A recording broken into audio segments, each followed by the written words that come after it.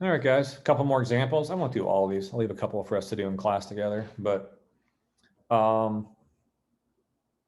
same kind of question. They give me a function. They say find the equation of the tangent line, and then they say use it to approximate some value that's pretty close to the one they give me. So they say to approximate it at 1, then we're going to use that we're going to use this to approximate the function value when x is 1.01. These numbers are now very close together, so I would expect the approximation to be pretty good.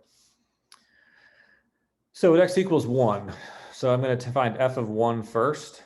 That's going to be 1 plus 3, which is 4, minus 5, which is negative 1, giving me the point 1 comma negative 1, my x1 and y1.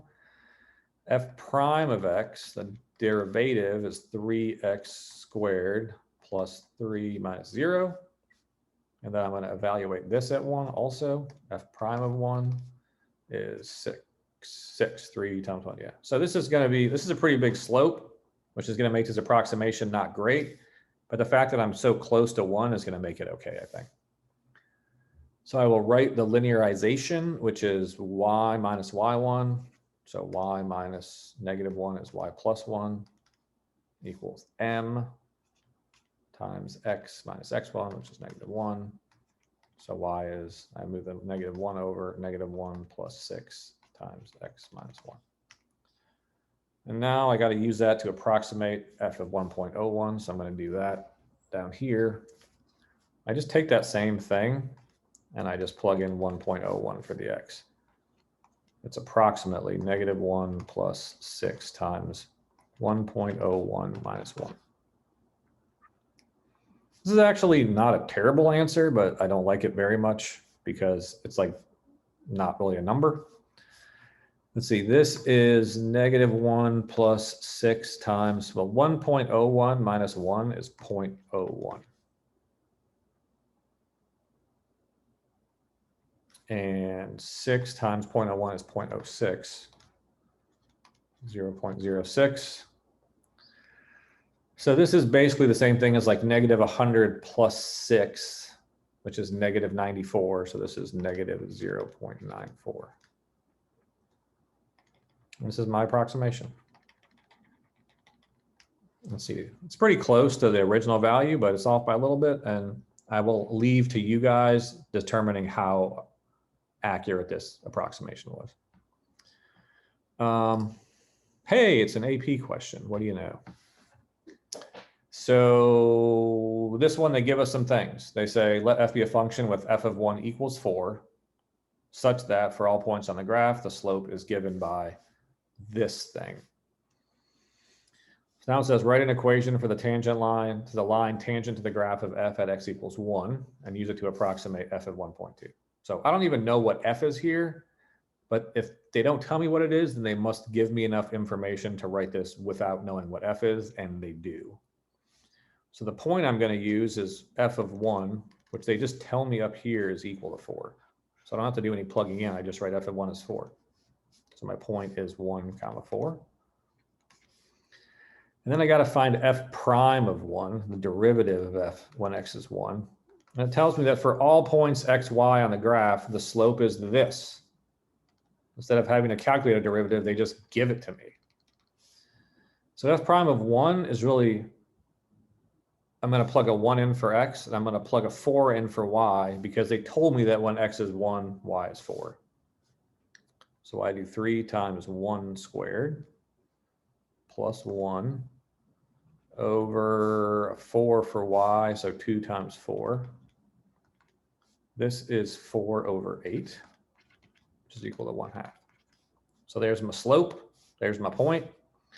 Y minus 4 equals 1/2 times x minus 1. I'm optimistic this will be a pretty good approximation because the slope is fairly small and the point is pretty close to my 1.